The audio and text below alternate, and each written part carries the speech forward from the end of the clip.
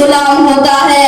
इस बात को हमें समझना चाहिए, क्योंकि आप अपने बच्चों की परवरिश करने वाली हैं। मेरा पिछड़ा हुआ समाज दिशाहीन है, और दिशाहीन इसीलिए है कि हम दूसरों को देख करके आगे बढ़ रहे हैं। मैं हमेशा कहती हूँ कि हमारा जो समाज है वो रिसर्च करने वाला है, हमारा समाज खोज करने वाला है।